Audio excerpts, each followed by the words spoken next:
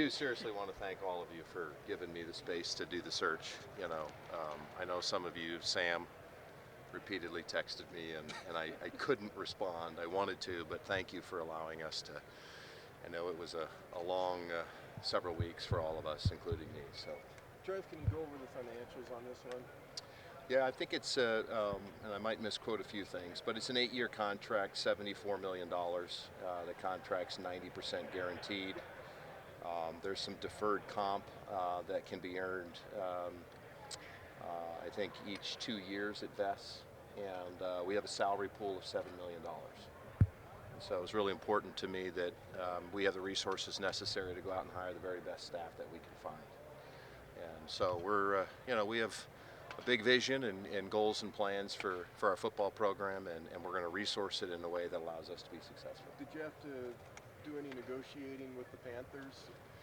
Yeah, this was, I don't want to get into all the details. I will say that this was a long and arduous process. And, it's hard enough to negotiate when between two parties, right? Two interested parties that involves agents and universities. I think the unique challenge here was we actually had a tri-party challenge, right? And so finding a way to structure a business arrangement that everybody was willing to sign off on was a bit of a challenge. And there were some fits and starts to it and some concern that ultimately, but quite frankly, from day one, as I said, Matt Rhule was candidate 1A. And I believed he was the perfect person based on his experience and based on where we find ourselves today as a program, to help us rebuild and to build the foundation needed. And so while there was a period where it looked like it wasn't going to happen, we just decided to keep working and keep trying. And in the end, there was a delta. And I said, wait a minute, you want to coach the University of Nebraska wants you. We're going to find a way to get this done. And so with the support of Chancellor Green and President Carter and our board, we're able to get that done. And I believe we hired the right person for the right time for our university. When you let Scott go, Matt wasn't a candidate because he still had a job. So what did the first month of the search look like? And on the day he got fired, how quickly did you call Matt? Well, it was very early, and the reality is while he still had a job, there were quite a few reports that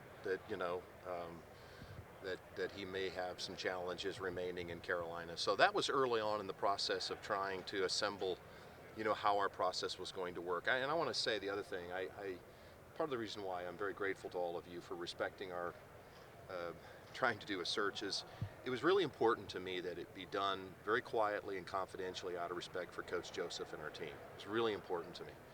When you fire a coach after 3 games, there's one of two things going to happen. It's going to be total chaos, drama, chaos.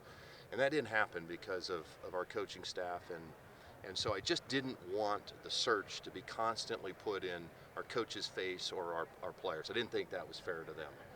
And so we tried to create a strategy where we could, go about our process, Sam, interview as many people as we could, get to know them.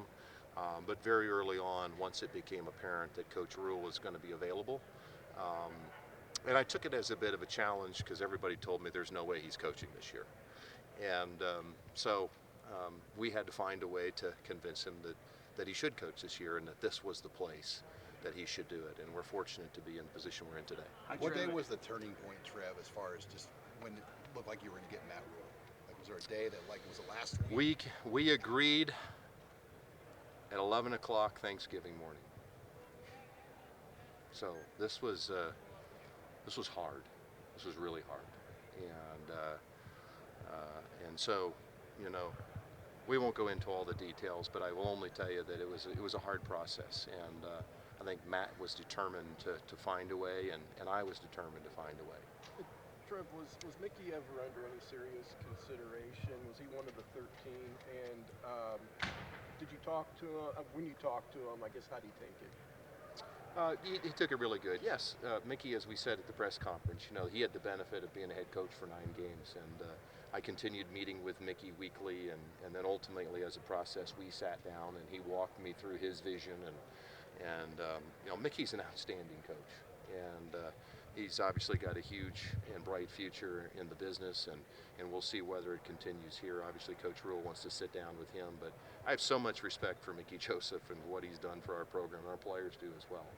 But for me, looking at where our program is today, and perhaps some of its risk mitigation, if you will, having somebody that has built a program multiple times at multiple levels under difficult circumstances, Matt Rhule was the coach that was the most obvious choice for me.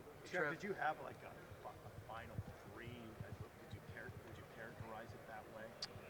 Well, you end up going through this process, and the challenge is you may have your, as you mentioned it, let's just say you have your A-list candidates, and so when I said 1A, that was always Matt Rhule.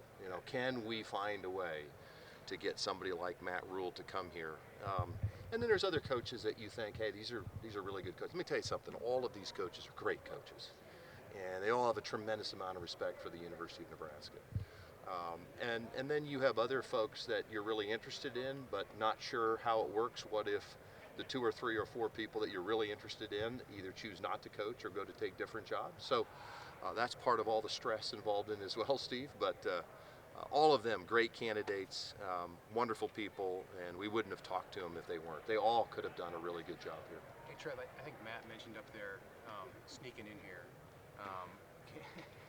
How important was that for him and Julie to be able to see this place, and how did you do that? How did you pull that off? Well, that's why I mentioned my wife. My wife has been the superstar in this whole deal because she's been the one that was really good. So they flew in. I don't know exactly what the dates were, but my wife went to Omaha. They flew into Omaha, and they stayed with us at our house, and we were able to show them around Lincoln and the great state of Nebraska. It's just like recruiting. It was no different for them.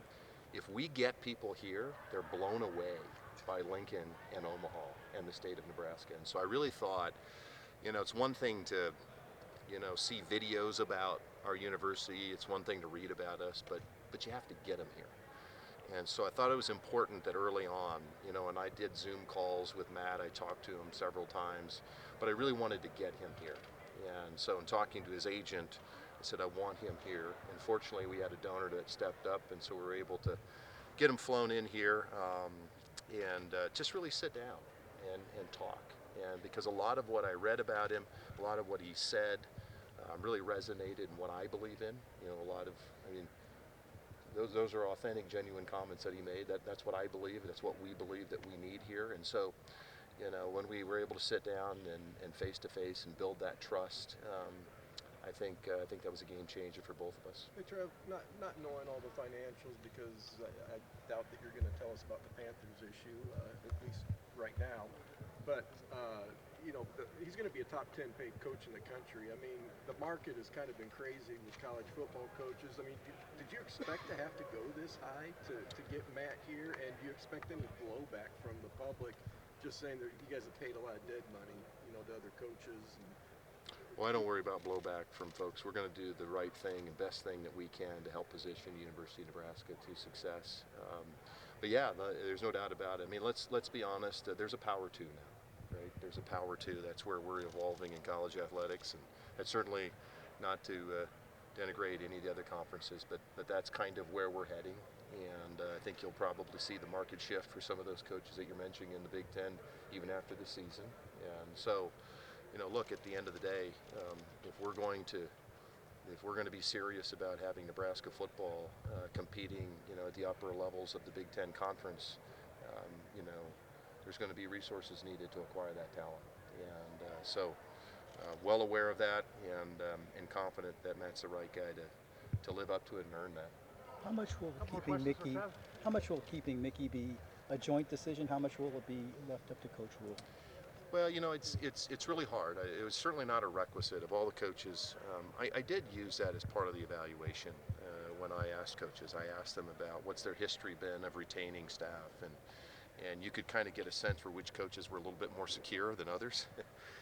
But at the end of the day, I wouldn't have liked if Chancellor Green told me, Trev, we're going to hire you as the athletic director, but you're required to, hire and keep all these people. It just isn't fair. So all that I asked for And there's other people. It's just not Mickey Joseph. I think we have some really, really good people within our football program. Some of them aren't coaches. Some of them work in other areas. There's some great people that, and so Matt just needs to have an opportunity to sit down, talk with them, get to know them a little bit. And, he does have, as he mentioned, a little bit of a relationship or knowledge of Coach Joseph, which I think can help. And so it was not a requirement. And ultimately, this is going to be Matt Rhule's decision. He's the head coach, and he needs to hire the 10 assistant coaches that he believes gives him the best opportunity to win. As you mentioned, Eric, I mean, there's going to be high expectations, right? When you compensate a coach and have a $7 million salary pool, our expectations are going to be very high about output here.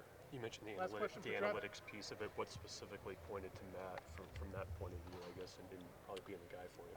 Well, what I was trying to do is to take a look at. I mean, it's fascinating. You got to be careful with analytics because you can get talked into going for it on 4th and 2 at your 7-yard line up 11 if you're not careful with analytics. But you can take a look at career progression. You can take a look at what is their record against team with lesser talent. What's their record against in 1-score games? What do 9-win teams in the Big Ten do relative to number of runs? How many times do they run the ball prior to having an explosive run? How do they do?